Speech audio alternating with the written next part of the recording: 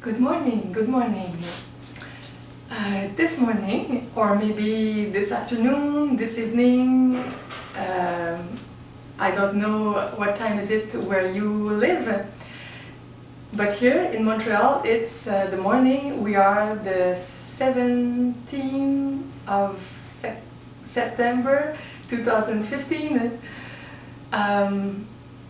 Yes, and maybe you will hear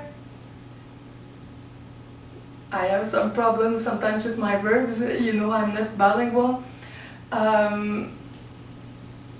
Now it's quiet, but just before there was some noise outside with the men who do some works on the building. So if you hear noise, it's that. Okay. I will record this morning the lesson 25 of the book The Way of Mastery.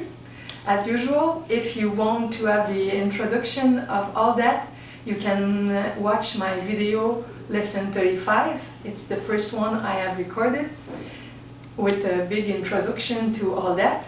Or you can visit my website about that. It's Everyoneweb in English, /The Way of Mastery. Okay.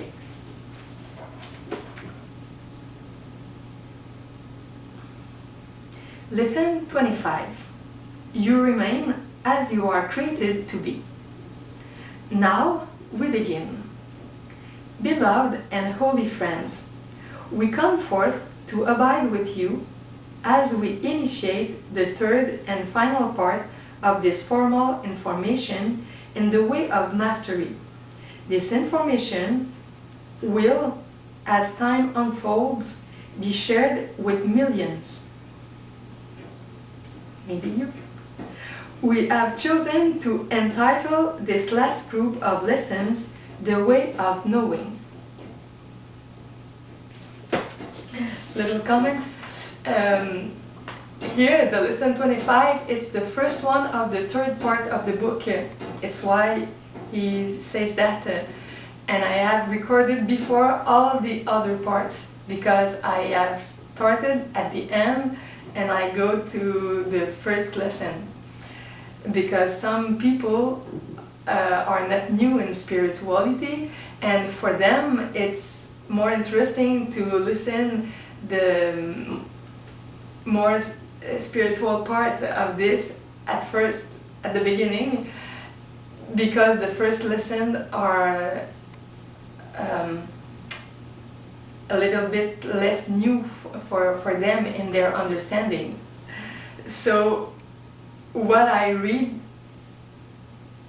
this morning, it's supposed to be the first part of the 12 lesson for the third part of the book, but for you who have watched the other videos, maybe you have all this information now.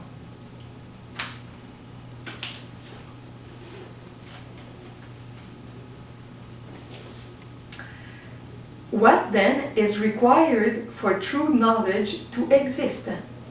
How does one live in whatever dimension of creation when they abide in true knowing? Beloved friends, that which is required for true knowledge to pervade the whole of one's consciousness is simply this: not for one moment had you ever lived life. Rather, in truth and in reality, life, which is but love, streaming forth from the source of all creation, has sought to live as you. Never at any time has there, in truth, been a false self. Never has there been a time in which something called the ego has existed. just a little comment. These sentences sometimes are difficult to understand because we say, yes, that existed, but what this teaching means with that is that all our not loving expression or non-divine expressions are like a dream, are like un cauchemar. What's the word in English? A nightmare. And it's not our reality. We are love. We are a divine soul or a divine spirit. And that is true. And when we stop to express some little parts inside of us who are not our divinity, it's like a dream that has never existed. It's why they say what exists is what is eternal, what is very, very essential inside of us. And all the other things, yes, they seem to exist, they appear sometimes, but they don't stay. After some minutes, hours, days, months, years, life, we find our true nature, and all that is not important. So the term exist in this teaching, or the term reality, sometimes it's used for what is really real, divine, or true nature. Okay.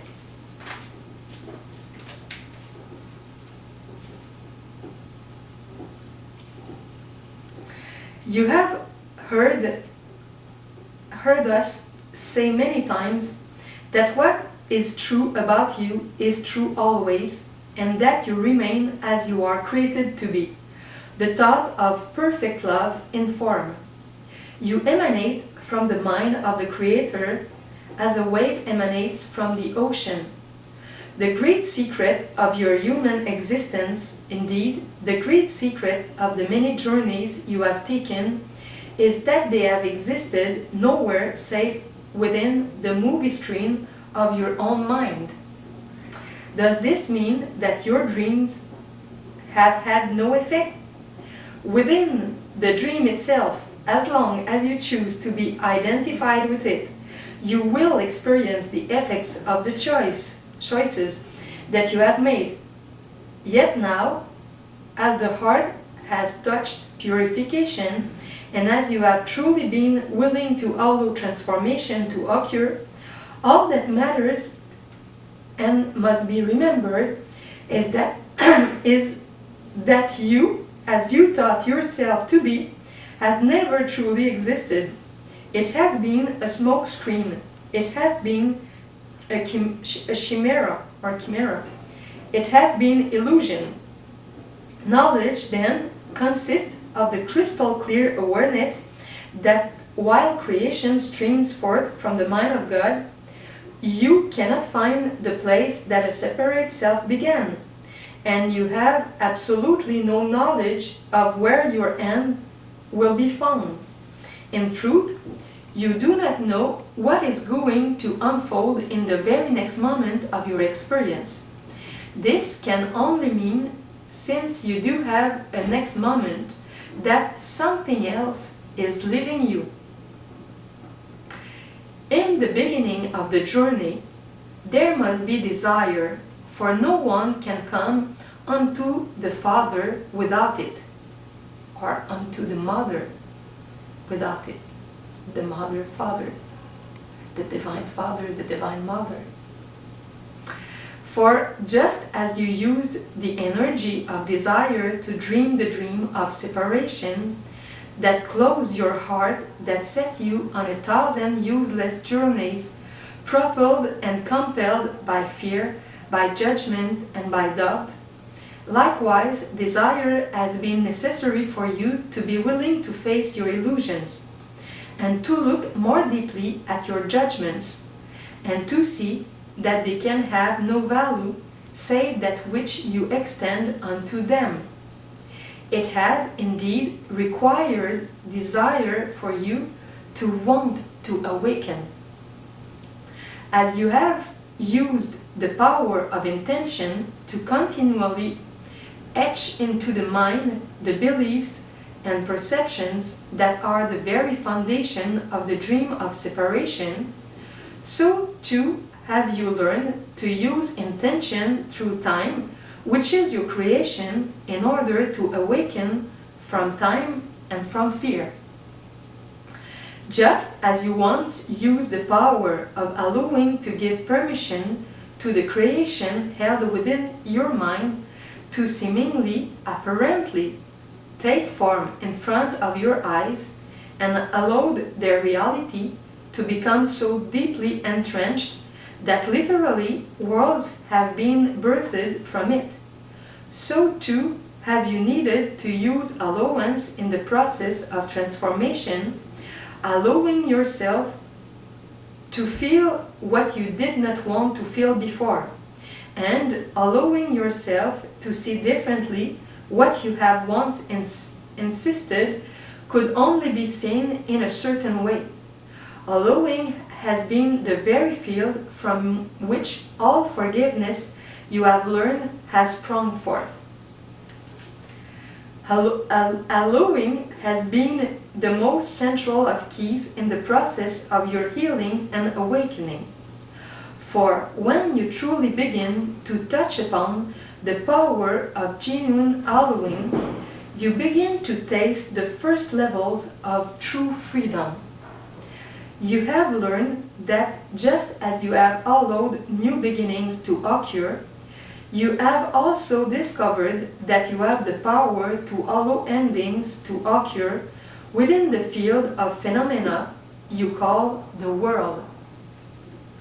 Yet I say unto you, surrender is the completion of the keys to the kingdom. Just as once you had need of surrendering to your illusions in order to identify the fundamental energy of your being with your illusions, just as you have had to live in surrender to even allow allowance, just as you have learned to rest in surrender, even to allow intention, just as you have learned to rest in surrender, even to allow desire to be made new within you, as you enter the way of knowing, the final surrender is entered. The final surrender, there is only God. That is the surrender which is beyond the comprehension of all the languages and theologies of your world, beyond all that can be spoken or uttered, yet not beyond what can be known, felt, realized, and lived. For in surrender, you look upon a perfectly harmless world, whether it seems to be outside of the body or within the body-mind itself. You look upon the comings and goings of the world, and you find that all things are, of themselves, perfectly empty. You look within and discover that no longer need you obstruct from the conscious mind, from your awareness, what the body-mind has experienced from the moment of its conception. No longer is there an obstruction to the flow of experience. No longer is there a self-seeking God. Where and when that self has been surrendered, the mind awakens to the simple reality that there is only God, and you are that one.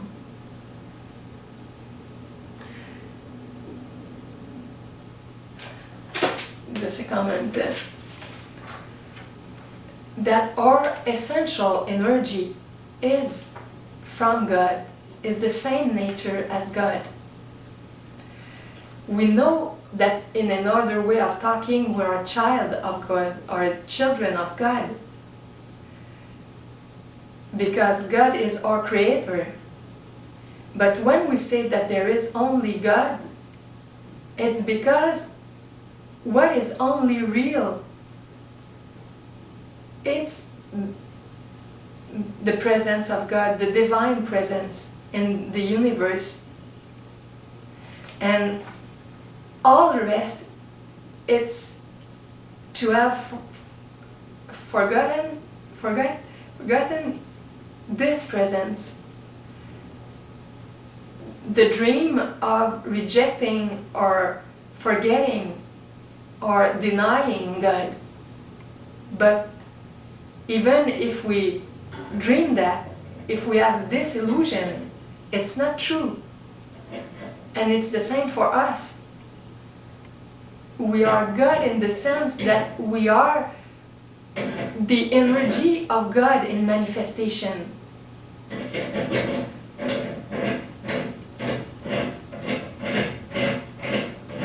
But you can listen the words outside. It's a mirror of our work inside of us. We have to do some works to withdraw what is not the reality, what is not divine inside of us. The conditioning of thinking that we are alone. And when we surrender more and more, we feel that the life of God is also our life, and that this life guides us every day to do loving things or to say loving things, and in that we stay with God or in the nature of God. Okay. Remember when you hear that, that is a mirror of all the works you are doing now in your life to change, to transform yourself. Okay. And yet, there is the power of the mind to perceive yourself as the created, which in truth you are. For God gives rise to God, looking back upon himself or herself. Mystery of pure content gives rise to temporary form in order that pure mystery might be apprehended.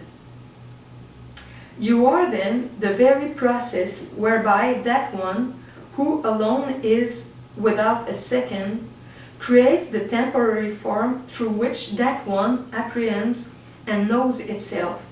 You are that one that is the perfect effect of mystery that would pour forth of itself and make visible what was invisible, to birth through time and form that which cannot be contained within it. For love is unfathomable. You cannot control it. Love is vast beyond all measure. You cannot contain it. Love cannot be possessed. It can only be allowed. Therefore, indeed, beloved friends, the very keys whereby once you use the power of your own mind to create the illusion of a separate self are the very keys utilized by your own mind to awaken you to the truth that you have never been. There is only and always this mysterious moment, and all things have been birthed from perfect mystery. The awakened mind, awakened from false arrogance, looks upon all things and says, I am that one. Yet no trace of separation or duality exists, for you are not apart from all things that are arising. The wind that blows through the trees, the wisps of a cold winter rain, the warmth of the sun upon the skin of the body, the embrace of a lover or the laughter of a child, the awakened mind that abides in perfect knowing no longer obstructs perception, feeling, the flow of thought, or the flow of experience. It no longer looks to see how it can make things different than they are. It looks only and lives from what it most truly wants, simply to abide in its own nature and to allow life to flow from that nature, dancing in the infinite myriad displays of form. What then is required for true knowledge to exist? What is indeed required to abide in the way of knowing? To fully accept that no one trace of your seeking has ever brought you closer to reality. Not one modality has ever held the power to bring you closer to God, and that never could it have ever been truly possible for you to make process toward the consciousness of God. For all the while you have been the one you are seeking, pretending to be a seeker. And for what reason have you entertained the thought of separation?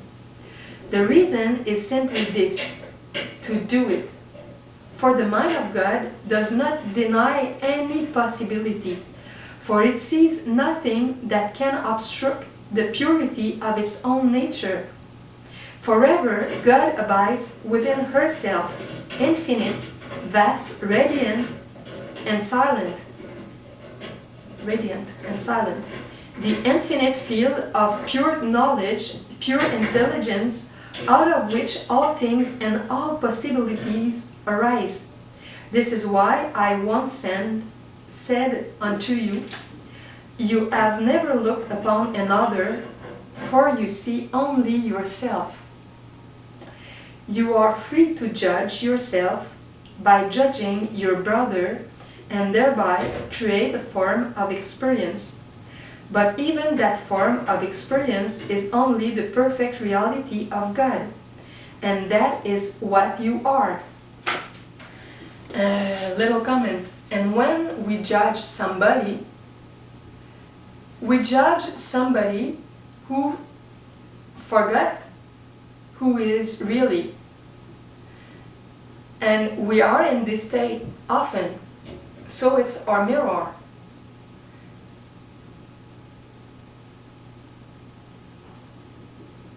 So we have to remember who we are. And with that, we will express more love, and people in front of us will also express that more, because we will attract that. But our different judgments for people who are dreaming, who are in illusions, who are in some actions similar to what we do sometimes, it's just the mirror of us who don't remember that the divine is our true nature. The more we will feel that and see that, the more we will meet people who will also feel and see that in life.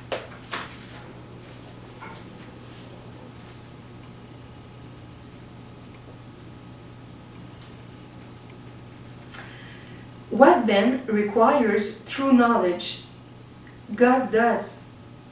From the very moment that you first had the thought, I want God, even that thought has appeared within the field of what you believe is your limited awareness as a limited body-mind, racked by fear and doubt and guilt and all of the rest. All of it is illusion.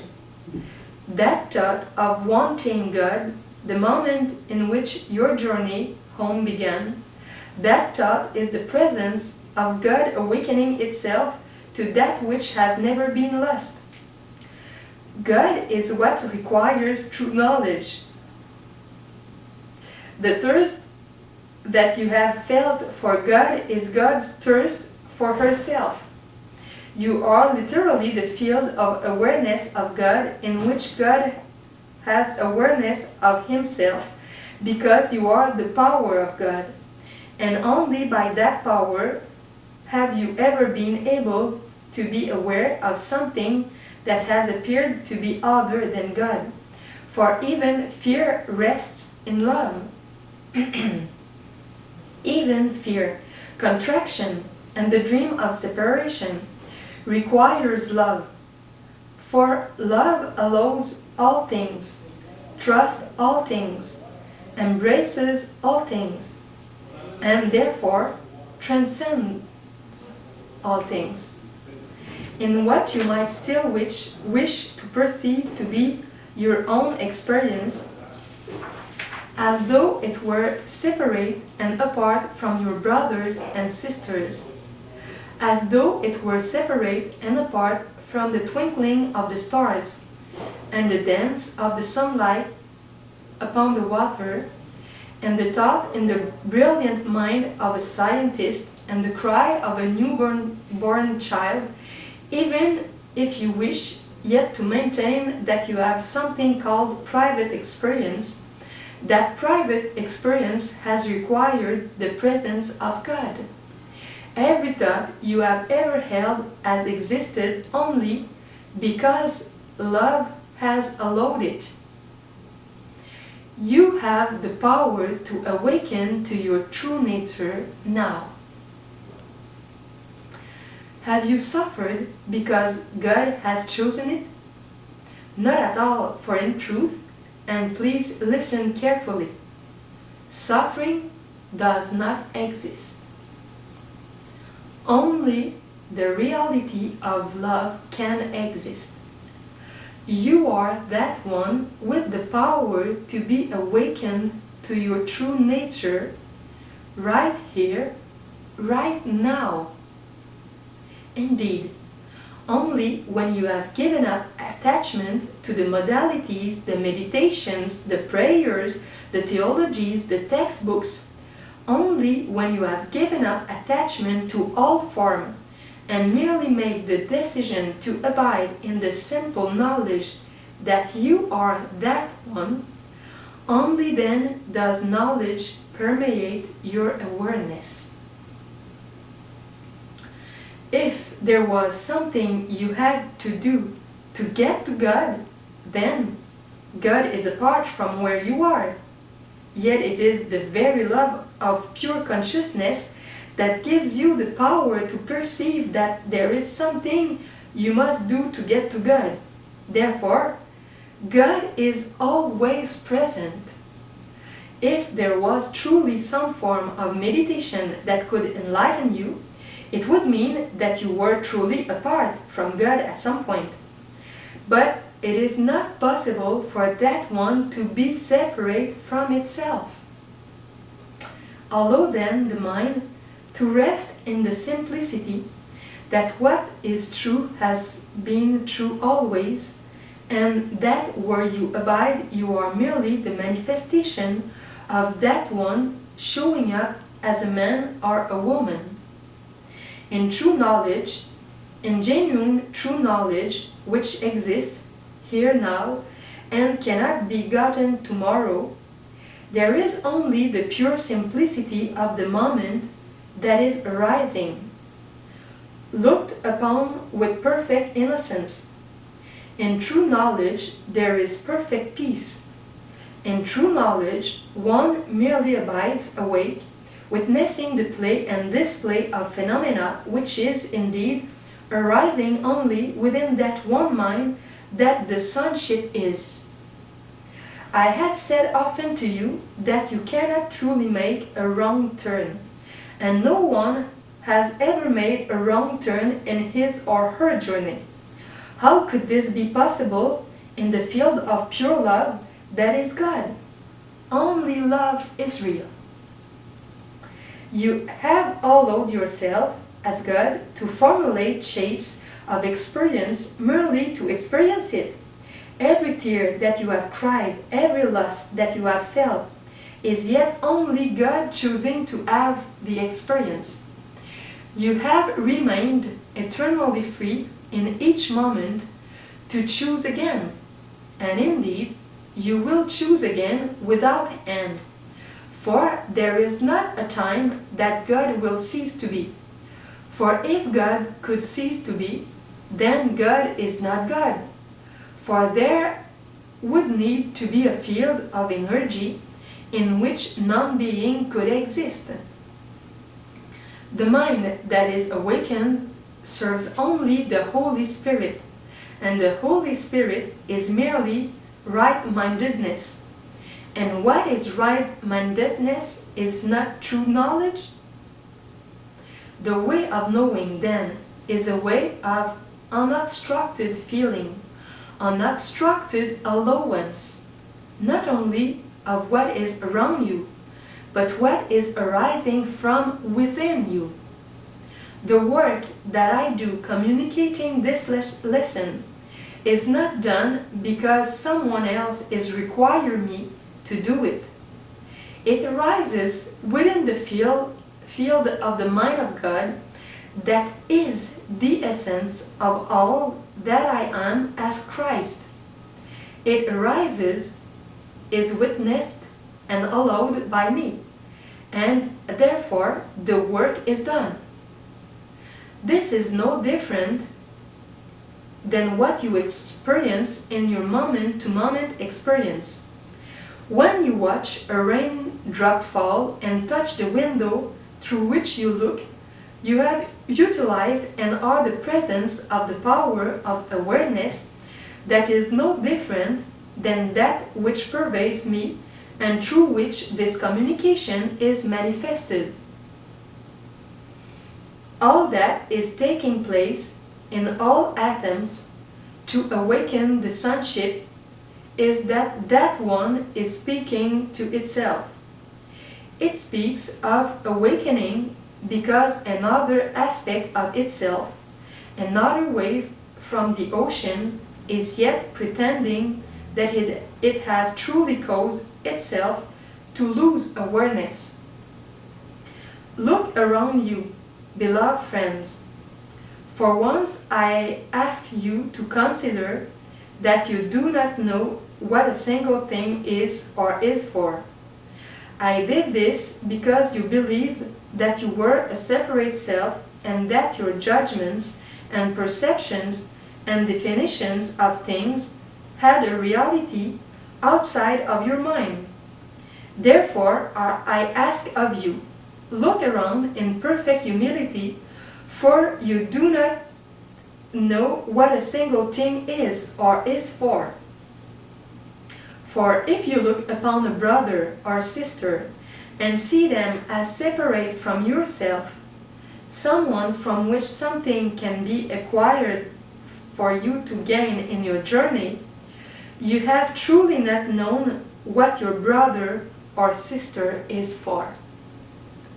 This is the only thing that your brother or sister can be for, to be that which God looks upon and sees only himself or herself. A brother or sister is in the field of awareness you have learned to call your own for one reason: to be loved, to be celebrated, and to be joined with, to create and extend the good, the holy, and the beautiful. Does this mean that if you look upon another that they ought to get it? Not at all, for that one that you are manifesting through them may very well choose in its infinite, perfect freedom to remain wholly insane. And so what? 1, 2, 3, yes, 3 pages until the end. Nothing can prevent you from looking with love and allowing the play and display of form to continue its dance of birth and death, joining and distancing, creating and dissolution. All things that can be experienced must finally be allowed to flow without obstruction within your mind. Birth gives rise to death, and death gives rise to birth, in a ceaseless display, not of something struggling for life, but as life itself. The reality of all that you are remains utterly changeless and pure. You are as the sky through which all clouds dance and play. Your literal moment-to-moment experience, even in the moment when you think you are only a separate self that is going to go bankrupt tomorrow because of decisions made yesterday, even that can be allowed, can be trusted, can be appreciated, can be witnessed from the spaciousness of the sky that can embrace each cloud from a place of perfect knowing. There can be no greater joy than to arrive in each moment with nothing to be acquired, nothing to be accomplished, and nothing to be resisted. When resistance has been released through the simple choice to release it, you will discover and know that all along in reality there has only been God. Living in unobstructed life. Just a commentary. Because we think we are separate from God, we think that we cannot have some things, some situation that we don't merit. Merit, I don't know if it's the good word in English. That God will not accept this or that for our life. But all that, it's an illusion, a dream. Because when we feel that we are in union with God, we feel that we have access to all that, and that what we want as a divine life everywhere where we are, where we live, it's possible. But because we think it's not possible, because we don't allow that, we cannot live that. We have to give our permission, we have to accept, we have to feel that all that it's very good for us and for everybody, and that we decreed it, that it is that.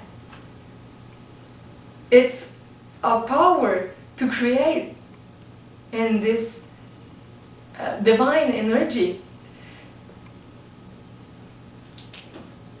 But we stay so often in the illusion that we are not creator, that we are in kind of punition. Is it a good word in English?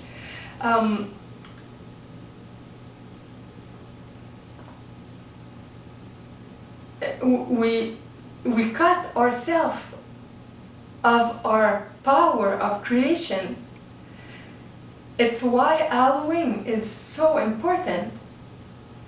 We have to choose to accept, to let the divine life flow through us and to bring us more beautiful, loving, inspiring situations, persons, events come because it's our legacy.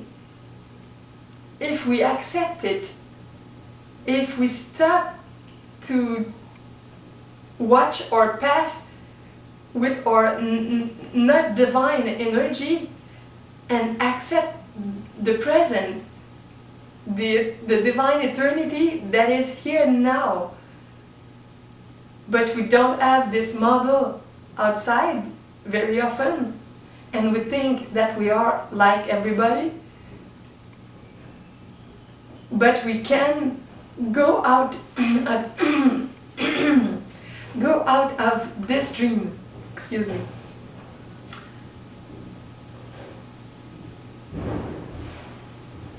I'm not able to do that always, but in some moments, and more seconds, more minutes in my days, I remember more who I am. Okay.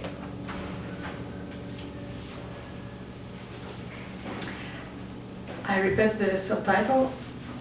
Living in unobstructed life. How then does one live as they abide in true knowledge? One could simply answer, any way they want to. For in unobstructed life, that one is allowed to inform your choices. There is no longer anything you believe you need, nothing you believe will add something to you. For who, by taking thought, who by taking action, who by belief in theology, has ever added even 1 inch to their stature? For, though the body arises and passes away, as a brief cloud of illusion in the field of creation, you remain unobstructed and vast. How can eternity be added unto? You are pure awareness, and nothing you have ever done has increased you, just as nothing you have ever done has taken anything away. Each moment, then, is perfectly pristine and honest and innocent. Each moment embraced and allowed without obstruction is the literal and present state of heaven. This is why I once said, heaven is spread across the face of the earth, yet mankind sees it not. Yet it requires heaven to choose to see something else. This is the slippery point upon which the way of knowing rests. It is slippery only because it requires no effort. You cannot help but be the one showing up as the dance of a temporary play of energy that appears to be separate from all other plays of energy. Yet, the sonship is one. Every tree, every drop of rain, every molecule, every thought, every non-thought, these things are the sonship. It is not time to awaken beyond a particular language that speaks only to humanity. Remember that your suffering has come only from the illusion that you are a separate body-mind subject to the ravages of time, the insecurities of the world, surely to become a victim of death. The whole time, in reality, you are the power by which you choose that belief. Does this mean that you can merely say, I am awake now, and I don't need to feel that feeling that's coming up? Not at all. For love does not resist anything. Love embraces all things. Love desires all things. love awakens to the truth that only God is, and God would embrace the totality of His creation or of her creation through you, as you, in you, for you, and for Himself or for herself. For there is no difference between God and you. You are that one. How then does an awakened one live? I gave you the answer earlier. Any way that awakened one wants to. And here now, please understand, we come to the essence of what we will be doing in the lessons that follow. For no longer will we live in questions about what we ought to do.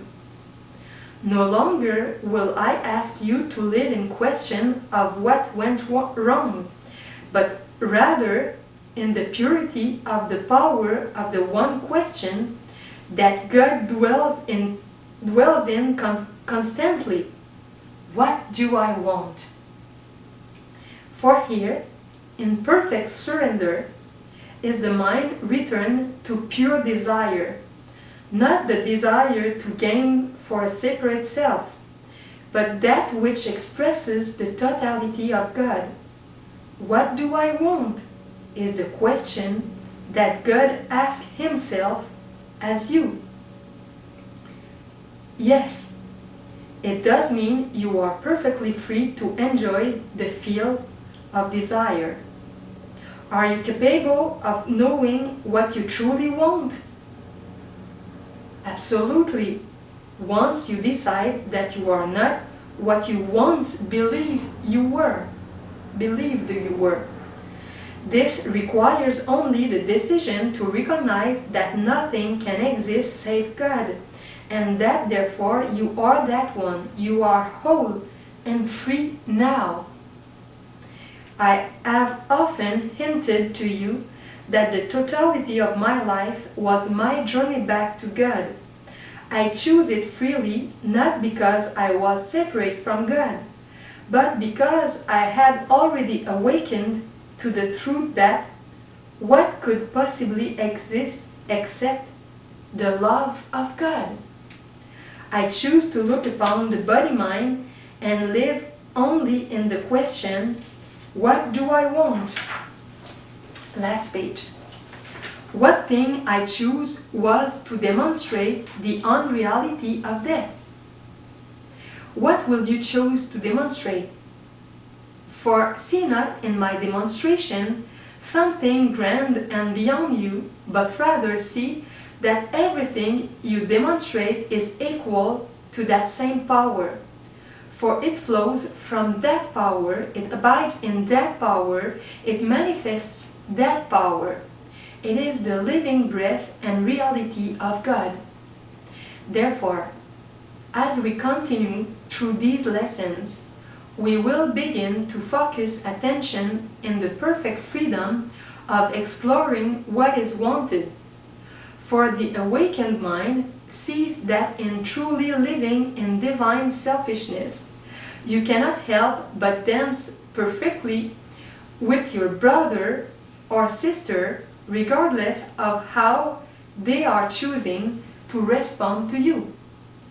It is impossible to be separate one from another. It's impossible to cause another suffering. It is impossible not to be one with the one before you. There is only the dance and the play of creation. There is only the celebration of God's eternal reality. There is only the recognition that God is joy and not depression. All depression stems from resistance, the obstruction of the flow of awareness, the attempt to limit the unlimited. Just a little comment with the sentence before. It is impossible to be separate one from another. It's impossible to cause another suffering. I have explained that in an exercise of this book in my French video some days ago. If you can understand French, there was a chapter in this book with 9 sentences, and one of these was this one about suffering, and the title of the video in French is 9 phrases spirituelles. It's not the complete title. In the title you have 9 sentences, spiritual sentences. I think it's the explication of 9 spiritual sentences. L'explication de 9 phrases spirituelles. So if you want more information on that, listen my French video about that. The mind that allows all things, trusts all things, and embraces all things is all things. Yet though you will seem to live, yet you will not live. That one, that alone lives as you. You are free, you are vast, you are without birth and without death. You are as I am. You are the awakened one, the anointed, the Messiah. You are the gentle touch of love in a temporary illusion, attempting to be other than love. And why not? It is all a simple game, an innocent illusion. Therefore, we will end this lesson with one question that we ask you to live within. Beloved friend, oh Holy One, what do you want? Just a little comment. Imagine if you have a daughter or a son, and this child plays to have a conflict, plays to a war game with another child. You know that it's a game. You know that your child has a lot of love, that he is or she is divine, but he can play to that. He can feel the emotions of that in his or her play, but it's not his or her reality. You understand? It's the same for us. You can play these games, but they are not true. They're just illusions. In reality, we have inside of us all the power that exists in the universe if we accept it. And it's possible when it is in the service of love, because we know that it's just good for us and for everybody.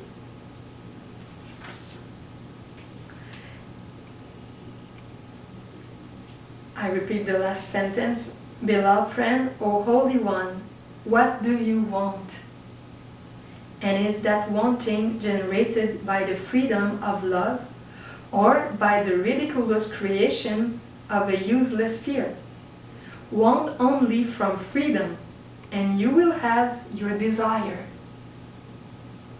And with that, beloved friends, peace be with you. We are most certainly going to enjoy being with you. Go then in peace. Amen. We can understand with that all our energies of depression, of sadness, or anger are always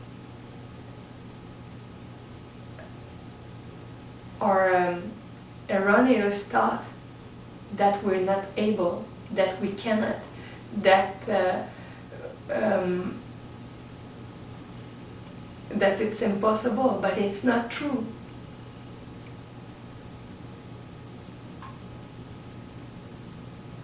If we feel our true nature, our true desire with full of love are possible. We can ask to ourselves why we don't want really that. Why do I think that it's impossible for me to have the loving situation that I want? I want a punishing.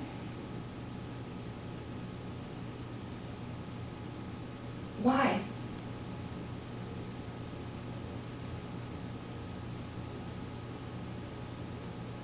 Why we don't accept the divine life with full of love, beauty, good energies, and we stay in the dream that we don't merit this, that? Why?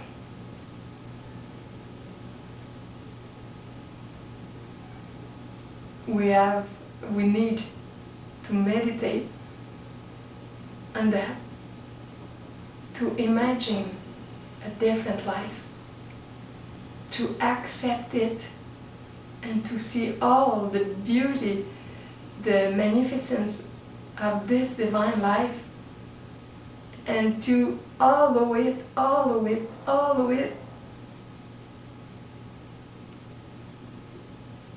It's our legacy as a divine child, or as the field of God in manifestation. Okay, I stop here. I will go to meditate. Thank you to have watched this video, and I will come back another day for another lesson of this wonderful book. Bye-bye.